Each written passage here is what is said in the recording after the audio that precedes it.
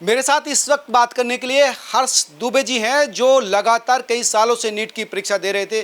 खुद इस समय एक मेडिकल कॉलेज में इनका एडमिशन है, लेकिन नीट को लेकर जो प्रोटेस्ट चल रहा है, इनकी एक वीडियो इस समय वायरल हो रही है कि किस तरह से वो एंकर के सामने रियल मुद्दे उठा रहे हैं। इनके अंदर का गुस्सा जब जागा तो फिर ये चेयर से खड़े हो गए और फिर जो हुआ पूरे देश ने देखा। क्या जंतर मंतर पर रियल नीट एस्पिरेंट है, स्टूडेंट है, और ये जो प्रोटेस्ट चल रहा है उसका क्या मतलब है, उसका क्या अर्थ है, क्या सच्चा है, झूठा, इन तमाम मुद्दों पर बात करने के लिए उस व्यक्ति से बात करेंगे जो लगातार नीट के मुद्दे उठाते रहे हैं, सुप्रीम कोर्ट तक गए हैं। हर स्वागत है आपका। ये जो चीज़ें आपको एक दो वीडियो जो वायरल हो रहा है, वो क्या पृष्ठभूमि थी, इतना गुस्सा क्यों आ गया आपको? सर प्रॉब्लम क्या है कि लोग स्टूडेंट्स के ऊपर रखकर और अपनी राजनीति से रोटियां सेक रहे हैं। अगर किसी से पूछो तो प्रॉब्लम क्या है, किसी को भी मुद्दा नहीं पता है, मुद्दे पर कोई बात नहीं कर रहा है। अब अगर हम बात करें कि सुसाइड हुई, इतने सारे बच्चों ने सुसाइड करा, उसका रीजन क्या है? किसी ने उसका रीजन जानने की सोचा? नहीं सोचा। सिर्फ क्या नारे लगा रहे हैं, धर्मेंद्र प्रधान इस्तीफा दो, धर्मेंद्र प्रधान इस्तीफा दो। क्या हो जाएगा उस इस्तीफे से? क्या अगली साल आने वाले सालों में क्या बच्चे सुसाइड नहीं करेंगे? क्या इस बात पर विषय पे किसी ने चर्चा की? उन बच्चों को 1 करोड़ का कंपनसेशन दिया जाए, अच्छी बात, उनको दिया जाए, लेकिन आगे आने वाले सालों में ऐसा ना हो, इस पर किसी ने चर्चा करी? क्या राहुल गांधी ने इस पर चर्चा करी? क्या धर्मेंद्र प्रधान ने इस पर चर्चा की? जेपी नड्डा से जब कहा गया कि आप मिलो, तो अब वो किनसे मिल रहे हैं? वो मिल रहे हैं उग्रवादी लोगों से जो सीजी पे प्रोटेस्ट है। क्या उन लोगों ने नीट का एग्जाम दिया है? क्या उन्होंने कोई एग्जाम दिया है क्या इस बार? वो कौन से स्टूडेंट जिनसे आप मिल रहे हैं? आपको स्टूडेंट से मिलना चाहिए, आपने स्टूडेंट का कोई नहीं सुना। अब प्रॉब्लम क्या आती है, सुनना सर, जो बच्चा नीट का तैयारी करता है वो बच्चा मोस्ट ऑफ टॉपर बच्चा होता है। टॉप 10 में लगभग 8 बच्चे ने बायो लेते हैं। मोस्ट ऑफ इस टाइम ट्रेंड चल रहा है, वो ऐसा चल रहा है कि टॉप 10 में 8 बच्चे बायो ले रहे हैं, 2 बच्चे 3 बच्चे मैथ ले रहे हैं। तो जो बच्चा बायो लेता है वो मोस्ट ऑफ नीट का तैयारी करता है और नीट एग्जाम को क्लियर करने का सोचता है। तो जब वो पढ़ता है तो वो फिजिक्स, केमिस्ट्री और बायोलॉजी पढ़ता है। फिजिक्स, केमिस्ट्री, बायोलॉजी पढ़ के वो नीट का एग्जाम देता है। वो शायद थोड़े बहुत नंबर से अगर रह जाता है तो उसके मन में आता है कि अब मैं कोई दूसरा एग्जाम खगाल लूँ, मैं किसी दूसरे एग्जाम को दे सकूं। लेकिन कोई भी दूसरा ऐसा एग्जाम गवर्नमेंट नहीं है जिसमें सेम सिलेबस फिजिक्स, केमिस्ट्री और बायोलॉजी पूछा जाता हो। क्या गवर्नमेंट को 2-4 एग्जाम ऐसे नहीं बनाने चाहिए जिसमें 12th बेस सिलेबस है? ऐसे कई सारे एग्जाम है जिनमें क्राइटेरिया मांगते हैं 12th पास, लेकिन 12th का सिलेबस ही नहीं है उसमें पूछ रहे हैं जीएस पूछ रहे हैं, मैथ पूछ रहे हैं, रीजनिंग पूछ रहे हैं, जो कि मेरा सिलेबस नहीं है। अब हमें फिर से जीरो से स्टार्ट करना पड़ेगा अगर हमें किसी और एग्जाम की तैयारी करनी है। तो अब बच्चे के पास कुछ बचता ही नहीं है। जो बच्चा नीट की तैयारी करता है वो अपना सब कुछ उसमें लगा देता है, अपना पैसा, अपनी सारी सेविंग्स, अपना पूरा कैरियर, सब कुछ नीट पे ही लगा देता है। तो टेंशन में आता कि यार जो मैंने पढ़ा ये था, अब अगर दूसरे एग्जाम में जाना तो फिर से जीरो से पढ़ना पड़ेगा, हमें फिर से जीरो से पढ़ना पड़ेगा। किसी ने इस बारे में बात करी? क्या सीजी पे प्रोटेस्ट में ये बात हुई कि क्यों करते हैं बच्चे सुसाइड? ये सुसाइड करने का दिमाग में थॉट मेरे तक आ चुका है, इसलिए मुझे पता है क्यों करते हैं। अच्छा, आपके दिमाग में भी आया था? क्योंकि मेरे दिमाग में भी ऐसे थॉट आ चुके कि मैं अब क्या करूं, मैं करूं क्या? अब मैंने तो पूरा सब कुछ लगा दिया इस पे, पूरा दिन रात पढ़ाई करी है। जो बच्चे हमसे काफी पीछे थे रैंक्स में, वो लोग किसी ना किसी जॉब में चले गए, कहीं पुलिस में लगा, किसी में लग गया। एमबीबीएस की बहुत कम बच्चों ने तैयारी करी तो उनको ये झेलना ही नहीं पड़ा। हमारे पास तो ऑप्शन ही नहीं है दूसरा। क्या इस ऑप्शन को नहीं खोलना चाहिए? अब जब बच्चा पेपर देने जाता है तो उसका उस दिन सिर्फ एक दिन 3 घंटे उसको मौका मिलता है कि 3 घंटे में तुम्हें अपने पूरी साल का परफॉर्मेंस दिखाना, बल्कि साल का नहीं, 4-5 साल की मेहनत होती है वो, उसे पूरे 4-5 साल का परफॉर्मेंस दिखाना है। अगर किसी कारण से वो उस दिन उसका खराब हो जाए तो उसका तो पूरा साल गया। क्या बच्चों को 2 बार एग्जाम देने का मौका नहीं मिलना चाहिए? साल में 2 बार? किसी ने इस बात पर चर्चा की? जैसे जेईई मेंस का एग्जाम है वो साल में 2 बार होता है, लेकिन एक ही बार सिर्फ काउंसलिंग होती है। क्या इस तरीके से नीट का एग्जाम 2 बार नहीं हो सकता है? अगर किसी बच्चे का उस दिन परफॉर्मेंस अच्छी नहीं रही तो क्या उसको दोबारा मौका मिल जाए तो वो दोबारा से पेपर दे लेगा, तो वो अपनी परफॉर्मेंस को अच्छा कर लेगा। लेकिन ऐसा किसी ने चर्चा की क्या सीजी पे प्रोटेस्ट में इस बात पर? क्या राहुल गांधी ने इस बात पर चर्चा की क्या? जब 2024 में मैंने प्रोटेस्ट किया था, आप भी मेरे साथ रहे थे, क्या राहुल गांधी मेरे साथ आए? नहीं आए। सिर्फ एक दिन आए और मिलकर चले गए। इन्होंने हमको वादा दिया, हमको आश्वासन दिया कि आपके साथ कपिल सिब्बल खड़े होंगे और वो कोर्ट जाएंगे, लेकिन जब हम उनके पास गए, उनको मैसेज किया, अभी तक मैसेज पड़े होंगे मेरे फोन में, लेकिन उन्होंने कोई रिप्लाई नहीं दिया। उन्होंने साफ कह दिया कि मैं इस पचड़े में नहीं पढ़ूंगा। किसने कहा ये बात? कपिल सिब्बल। उस पचड़े में नहीं पढ़ूंगा, मैं उस पचड़े में नहीं पढ़ूंगा, ऐसा साफ साफ कह दिया उन्होंने। इसके अलावा जब अखिलेश यादव से हम लोग कानपुर मिलने गए तो उन्होंने आश्वासन दिया कि सलमान खुर्शीद ये आपकी साइड से लड़ लेंगे। सलमान खुर्शीद आए, हमने खूब यूट्यूब पे वीडियो बनाने डाल दिया कि भैया अब सलमान खुर्शीद हमारा केस संभालेंगे, समझ लो संभल गया सब कुछ। लेकिन आए क्या? ये सिर्फ अपनी राजनीतिक रोटियां सेकते हैं। जब तक इनको मीडिया बाइट मिलता है, कैमरा मिलता है, तब तक ये बैठ जाते हैं प्रधानमंत्री आवास के बाहर और मीडिया बाइट लेते हैं। तो फिर मतलब अब तो राहुल गांधी भी और अखिलेश यादव भी सड़क पे बैठे प्रोटेस्ट कर रहे हैं और छात्रों की बात कर रहे हैं। आज तो 2024 के बाद कहां चले गए थे? आज ये कह रहे हैं कि संसद में हम इस पर चर्चा करेंगे। जिन नेताओं को नीट की फुल फॉर्म नहीं पता है वो नीट पर चर्चा करेंगे। वो किस बात पर चर्चा करेंगे नीट पे? जिनको नीट का फुल फॉर्म नहीं पता वो नीट की क्या चर्चा करेंगे वहां बैठकर? क्या स्टूडेंट से पूछना चाहिए? स्टूडेंट का मामला है, स्टूडेंट से बात करनी चाहिए कि क्या प्रॉब्लम्स हैं, क्या प्रॉब्लम्स बच्चा फेस करता है। ये सीजीपी वाले बैठे तो हैं, स्टूडेंट ही तो हैं वो लोग। वहाँ कौन स्टूडेंट है? सीजीपी पे प्रोटेस्ट में कौन स्टूडेंट है? मेरी लिंग मेरी मर्जी, ब्राह्मणवाद मुर्दाबाद, 370 फिर से बहाल करो, ये स्टूडेंट्स हैं। ये मंच स्टूडेंट्स के लिए तैयार किया गया। इसमें स्टूडेंट्स कितने मंच पर चढ़ के बोले? वहां मंच पर चढ़ के कौन बोल रहा है? केजरीवाल बोल रहा है। मंच पर चढ़ के कौन बोल रहा है? डिंपल यादव बोल रही है। मंच पर चढ़ के कौन बोल रहा है? अनुरुति रॉय बोल रही हैं। ये लोग मंच पर जाकर बोल रहे हैं। बच्चों ने कहां जाकर वहां बोला? वो मंच बच्चों के लिए तैयार किया गया और एक भी बच्चा उस स्टेज पर जाकर कुछ नहीं बोल पाया।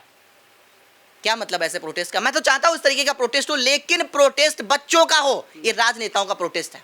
तो राजनीति का प्रोटेस्ट है ये बिल्कुल राजनेताओं का प्रोटेस्ट है। ये कॉकरोच पार्टी जो है वो तो कह रहे कि बेरोजगारों को कॉकरोच कहा गया, इस वजह से हम गुस्से में बनाया है ये सारी चीजें। हाँ, तो बेरोजगारों को कॉकरोच नहीं आ गया। उन्होंने कहा था कि कॉकरोच जो लोग बेकार में अपनी राजनीतिक रोटियां सेकते रहते हैं, जैसे कि बहुत सारे इस तरीके के एक्टिविस्ट भरे पड़े हैं जो हर साल किसी भी कोई भी एग्जाम हो उसमें कुछ लीक वीक दिखाकर और अपना पॉपुलरिटी पाते हैं। हर साल 2-4 हज़ार फॉलोवर बढ़ा लेते हैं। उनके 20-25 हज़ार फॉलोवर, उन एक्टिविस्ट को उन्होंने बोला था। और ऐसे एक्टिविस्ट ही अभिजीत दीप के भी थे। इस तरीके के एक्टिविस्ट का ही काम ये भी करते थे। अब इनको एकदम से 20 मिलियन फॉलोवर मिल गया। अब इन्होंने कहा कि हम तो नीट का प्रोटेस्ट करेंगे। 13 तारीख को री नीट एग्जाम अनाउंस हो जाता है और 15 को आप री नीट के लिए बैठते हैं। जब री नीट एग्जाम अनाउंस हो चुका उसके बाद तुम बैठ के क्या करने आए? और उसके बाद मुद्दे कौन से उठाए आपने? एक भी नीट का मुद्दा उठाया? अब बात करते हैं, एक बात और करते हैं रिजर्वेशन की। जब भी रिजर्वेशन की कोई बात आती है तो सब लोग क्या कहते हैं? ये पढ़ाई का मुद्दा नहीं है। कैसे मुद्दा नहीं पढ़ाई का? एक बच्चा, जो बच्चा यूपी में रहता है उसके 560 नंबर आ रहा है तब उसको कॉलेज मिल रहा है। वही बच्चा एमपी में रहता है जनरल का ही, उसको 550 नंबर पे कॉलेज मिल रहा है। एक देश है कि काउंसलिंग एक होनी चाहिए? हर बच्चे को अलग अलग नंबर पर कॉलेज क्यों मिल रहा है? अब देश में अलग अलग स्टेट के अलग अलग काउंसिलों के नंबर भी अलग अलग हिसाब, अलग अलग नंबर पर। भाई वही सेम बच्चा सेम तरीके से पढ़ाई करिए, सब कुछ सेम कराया, हर बच्चे को सेम लेवल पे सेम नंबर पे कॉलेज मिलना चाहिए, लेकिन अलग अलग नंबर पर हर बच्चे को कॉलेज मिल रहा है। ऐसा क्यों? कि हमें इसकी ये काउंसलिंग नहीं करनी चाहिए? ऑल इंडिया काउंसलिंग, सिर्फ ऑल इंडिया काउंसलिंग होनी चाहिए? स्टेट वाइज क्यों डिवाइड कर रखा है? अब कास्ट में भी डिवाइड कर रखा है। एक बात बताइए, आपके गांव में, चलो मैं जो भी देख रहा है उससे पूछ रहा हूं, आपके गांव में कितने बच्चे एमबीबीएस SC ST बने हैं? कोई नहीं। सिर्फ 2-4 बच्चे पुलिस और आर्मी की भर्ती देख पाते हैं SC ST। बाकी क्योंकि जो SC ST में भी जो ज्यादा नंबर लेके आएगा वही तो जाएगा। जो SC ST में अपनी कैटेगरी में जो अपने ज्यादा नंबर लाएगा वही तो जा पाएगा। ये एमबीबीएस की पढ़ाई है, इसमें 3 साल बैठ के रगड़ना पड़ता है और गरीब का बच्चा 3 साल बिना काम करे पढ़ नहीं सकता है, क्योंकि उसके बाप के पास इतनी सेविंग्स नहीं कि वो 3 साल अपने बच्चे को घर पे बैठा के पढ़ा पाए। वहां पर रिजर्वेशन का कुछ मतलब ही नहीं है। रिजर्वेशन कौन ले जा रहा है? अब उसमें से जो अमीर लोग हैं उनके बच्चे तो आराम से एसी में बैठ पढ़ रहे हैं। वो 3 साल तैयारी करी, आराम से पढ़ाई करी, पेपर दिया, उनसे ज्यादा नंबर आ गए। भाई यहाँ रिजर्वेशन मिलो, यहाँ भी रिजर्वेशन तो गरीबों को कहाँ मिल रहा है? रिजर्वेशन किसको मिलना चाहिए? सिर्फ जब इस बात पर कोई टॉपिक पर बात करता है तो गरीबों को उकसा दिया जाता है कि तुम्हारा रिजर्वेशन खाने के लिए लोग आ रहे हैं। हम कहते हैं रिजर्वेशन बनाए लेकिन गरीबों को मिले। क्या ब्राह्मणों में गरीब नहीं है क्या? गरीबों को रिजर्वेशन मिले, SC ST में भी गरीबों को रिजर्वेशन मिले। कितने क्रीमी लेयर एग्जाम हैं जिनमें SC ST के लोग बैठे हुए हैं? दिखाइए जरा मुझे। कितने गांव के बच्चे कितने पहुंचे? वहां नहीं पहुंचे। वो कह रहे कि रिजर्वेशन जो है गरीबी की वजह से नहीं, ये ऊंच नीच जो खत्म है करने के लिए सोसाइटी में, मतलब जो है डिप्रेस क्लास को ऊपर लाने के लिए। तो जो डिप्रेस्ड है उनको लाओ ना। उसमें जो SC ST में क्या कुछ अमीर लोग नहीं है क्या? जो लोग जिनके पापा 3-3 साल से 4-4 साल से गवर्नमेंट जॉब कर रहे हैं वो अभी तक अमीर ही नहीं हो पाए। जिनकी 3-3 पीढ़ियां गवर्नमेंट का फायदा उठा चुकी हैं वो अभी तक अमीर नहीं हो पाए। अब उनमें से ही फिर से बन जाते हैं। जो गरीब गांव का बच्चा है, जो दिन रात खेतों में मेहनत कर रहा है, उसके बाद वो 3-4 घंटे बेचारा पढ़ाई के लिए निकाल पा रहा है, वो बच्चे को रिजर्वेशन मिलना चाहिए? कि जो बच्चा दिन रात एसी में बैठ के पढ़ाई कर रहा है उसको रिजर्वेशन मिलना चाहिए?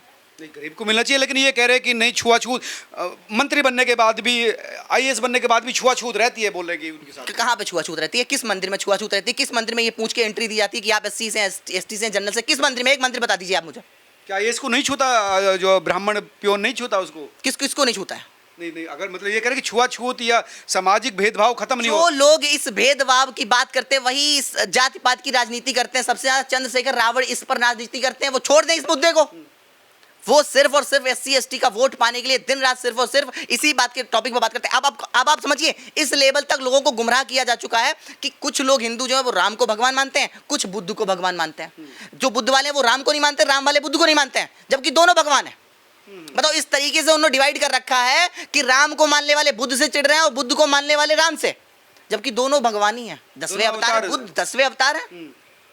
हमारे गांव में मेरे पापा ने एक मंदिर बनाया, ठीक है, उसमें बुद्ध भगवान की भी मूर्ति लेके आए। गांव वालों ने लगनी नहीं दी। वो बुद्ध को मानते ही नहीं भगवान, और कुछ लोग बुद्ध के सिर्फ 5 ग्राम कीमत लगाओ वहां पर। इस तरीके से डिवाइड कर रखा है लोगों को राजनीतिक रोटियां सेकने के लिए, और लोग अपना ब्रेन वॉश करके वहां खड़े हुए हैं। गाली देते हैं, सबसे बड़ी बात तो गाली देते हैं, भगवानों को भी गाली मतलब इस लेवल के लोग पागल हो चुके। अगर राजनीति पता किस लेवल की जा चुकी है आपको बताएंगे हम, अगर ओसामा बिन लादेन, यहाँ बीजेपी और कांग्रेस के लोग जो हैं, अगर बीजेपी के साथ कोई ऐसा ओसामा बिन लादेन भी आके कहे कि हम कांग्रेस को गिरा देंगे, तो वो लोग ओसामा बिन लादेन का साथ दे देंगे। और कांग्रेस वाले को कोई कहे कि हम बीजेपी को उखाड़ फेंकेंगे, ओसामा बिन लादेन आके कहे तो उनका साथ दे देंगे। मतलब राजनीति इस लेवल गिर चुकी कि अपनी मानसिक सोच को खो बैठे हैं कि ये देश विरोधी लोग हैं, कौन है किसका साथ दे रहे हैं हम। अगर उन्होंने कह दिया हम कांग्रेस को उखाड़ देंगे, तो हम चलो इनका साथ देंगे, बीजेपी वाले सत्ता के लिए कुछ भी, मतलब कुछ भी कर देंगे, कुछ भी कर देंगे। और ये सिर्फ सत्ता में बैठे लोग ही नहीं, जो उनको वोट दे रहे हैं वो भी करने को तैयार है। डिवाइड है पूरी तरह से। हाँ, उनको हटाने के लिए कुछ भी करने के लिए, वो उनको मतलब बीजेपी सपोर्टर कांग्रेस को भगाने के लिए कुछ भी कर सकती है, कांग्रेस के सपोर्टर बीजेपी को हटाने के लिए कुछ भी कर सकते हैं। मतलब पुलिस वालों की, पत्रकारों की पिटाई हो रही है वहां पे, जो सवाल पूछ रहे हैं तो उनके साथ हाँ, अभी ये लोग बहुत बड़े देशभक्त बनेंगे। अभी अगर 1-2 पुलिस वाले को कुछ हो जाए तो स्टेटस लगाएंगे, स्टोरियां लगाएंगे। आज खुद ही उन पे पत्थर फेंक रहे हैं, आज खुद ही उन पे पत्थर फेंक रहे हैं। देशभक्ति तुम्हारी कहाँ गई है भाई? उनको लगाया गया तुम्हारी सिक्योरिटी में। अभिजीत दीप के इन लोगों ने कहा कि हम चलो संसद चलेंगे, संसद चलने के लिए सिर्फ बच्चों को आगे कर दिया। खुद जो है 2 लोग चले जाते हैं जेपी नड्डा से मिलने, एक बंदा ट्रक के ऊपर खड़ा होकर बस भाषण देता रहता है, और एक चला गया बर्गर खाने। बच्चों को आगे कर दिया, जबकि खुद पता है कि हम बच्चों को आतंक में धकेल रहे हैं। भाई तुम संसद, अगर संसद भवन में 10 बच्चे भी वहां एग्रेसिव होकर संसद भवन में कूद पड़ते तो क्या होता? भाई सिक्योरिटी वालों को फायर करना पड़ता। वो चाहते हैं कि ऐसा हो जाए, 10-15 बच्चे मर जाएं, और यहाँ पर हमको और राजनीतिक रोटियां सेकने का 1-2 महीने अवसर मिले, मीडिया बाइट मिले दिन रात कि 15 बच्चों को मरवा दिया बीजेपी ने। इस लेवल की राजनीति हो रही है गंदी लेवल की। इससे देश क्या प्रगति की ओर जाएगा? तो क्या फिर ये क्या है, प्यादे समझा है इनको, स्टूडेंट्स को, या फिर इनको मोहरा समझा है? इनको मोहरा बना के बस इनके ऊपर अपनी बंदूक रख के अपनी चला रहे हैं। बच्चों को मोहरा बना रखा है सिर्फ। वहां पिटाई किसकी हुई? अभिजीत दीप की तो पिटाई नहीं हुई है, उनके सर से तो कहीं खून नहीं निकल रहा है। जो नॉर्मल बच्चे थे उनकी पिटाई हुई है। लेकिन वो डटे रहे, कह रहे मेरे बुखार है, मैं शरीर दर्द कर रहा, लगातार कर रहा हूँ, और मैं सब कुछ कर रहा हूँ। हाँ, आप इससे पहले कहाँ थे? आपको पॉपुलैरिटी मिली तभी आपको याद आया कि हाँ भाई अब मैं सबके लिए लड़ूंगा बहुत कस के। और आप लड़ मुद्दों पे कहाँ लड़ रहे हैं? आपके पास मुद्दे तो कोई है ही नहीं। आपको तो इतनी पॉपुलैरिटी दी लोगों ने, आपको तो हर मुद्दे पर काम करना चाहिए था, हर मुद्दे को, जेन्युइन मुद्दे को उठाना चाहिए था। वहाँ सिर्फ स्टूडेंट आते, किसी भी राजनेता को चढ़ने ही नहीं देते स्टेज पर, क्योंकि ये आपका मंच है, बच्चों का मंच बनाया था आपने, बच्चों को ही रखते, शायद देश में कुछ बदलाव आता। हम चाहते हैं इस तरीके की पार्टी बने, लेकिन पार्टी एकदम स्वच्छंद होनी चाहिए, ताकि उसमें इस तरीके की राजनीतिक रोटियां सेकने वाले लोग एंट्री ना ले पाए। लेकिन अब तो दीपके के मंच पर जो अरविंद केजरीवाल तो जा रहे हैं, राहुल गांधी प्रधानमंत्री, वो नहीं दीपके का नाम लेना चाहते, राहुल गांधी बचना चाहते हैं इन। तो ये क्या राजनीति है? ये भी कुछ राजनीति अपना फैला रहे कि हम जो है उस प्रोटेस्ट से नहीं, हम अपना अलग फंडा सेट कर रहे हैं, हम अलग खड़े होकर बात कर रहे हैं। लेकिन आप 2024 में छोड़ के भाग गए थे, हमें ये दिन ध्यान है आज भी। आप 2024 में भी आए थे हमारे साथ, लेकिन हमें क्या न्याय दिलवा के गए थे? आपको जब तक मीडिया बाइट मिली, जब तक मीडिया कवरेज मिला, तब तक आप साथ रहे, उसके बाद आप दुम दबा के भाग लिए। आज फिर मीडिया कवरेज मिला तो फिर आप जाकर धरनों पे बैठ जा रहे हैं। उस दिन कहाँ गए थे आप? जब आपने कहा था कपिल सिब्बल आपके लिए लड़ने आएंगे, कहाँ गए थे आप? कपिल सिब्बल आए क्यों नहीं? मुलाकात हुई थी आपकी राहुल? बिल्कुल मुलाकात हुई थी, बिल्कुल मुलाकात हुई थी। क्या कहा था राहुल गांधी ने? राहुल गांधी ने बच्चों से कहा कि कपिल सिब्बल आपका केस लेंगे और हम उनसे कह देंगे करवा देंगे। अच्छा। लेकिन कहाँ गए कपिल सिब्बल? आए तो नहीं, सुप्रीम कोर्ट में नहीं आए। सलमान खुर्शीद से हमें NSOI वाले भैया लोग मिलाने ले गए थे ऑफिस में, पूरा सब बनवा के आए थे। सलमान खुर्शीद हमें तो नहीं दिखे सुप्रीम कोर्ट में। सिर्फ मीडिया बाइट तक ही बच्चों को इस्तेमाल करो, उसके बाद छोड़ दो। आज तो छात्रों के लिए वो लगातार धरना प्रदर्शन भी कर रहे हैं, सड़क पर बैठ रहे हैं, और वो कह रहे हैं कि बच्चों को सड़क पर बैठ रहे हैं। मुद्दा क्या है? उन्हें मुद्दा तो पता ही नहीं है, क्योंकि उनकी तो चांदी की चम्मच लेके मुंह में पैदा हुए हैं। उन्हें मुद्दा क्या पता क्या दिक्कत होती है बच्चों को? उन्हें क्या पता घर दांव पे लगने के बाद बच्चे पढ़ने जाते हैं? उन्हें तो ये बातें पता ही नहीं है। अखिलेश यादव तो वहाँ विदेशों में पढ़ने गए थे, उन्होंने ये पढ़ाई कहाँ करी है? ये जो देश में चल रही है पढ़ाई, क्या क्या दांव पर लगाकर बच्चे पढ़ते हैं? बाल झड़ जाते हैं, आंखों पे चश्मा लग जाता है, उम्र झलकने लगती है चेहरे पे। ठीक कह रहे हैं आप। और ये गुस्सा मुझे लगता है इसी वजह से, क्योंकि आप तो लगातार लड़ रहे हैं नीट में, पेपर लीक को लेकर, करप्शन को लेकर, पिछले 3-4 साल से तो मैं देख रहा हूँ आपको। हाँ, लड़ रहे, लेकिन बात किसकी सुनी जा रही है? उग्रवादियों की, जो वहां बैठकर तमाशा करेंगे, पत्थर फेंकेंगे, उनकी सुनी जाएगी, और उन्हीं को बुलाकर जेपी नड्डा जी मिलेंगे। बच्चों से कम मिले आप भी जवाब दीजिए मुझे कि बच्चों से आप कम मिले, ये बताइए आप मुझे। जेपी नड्डा जी ने किसको बुलाया? सौरभ दास को बुलाया, जो पत्थर फेंकवा रहे हैं वहां पर बैठ के।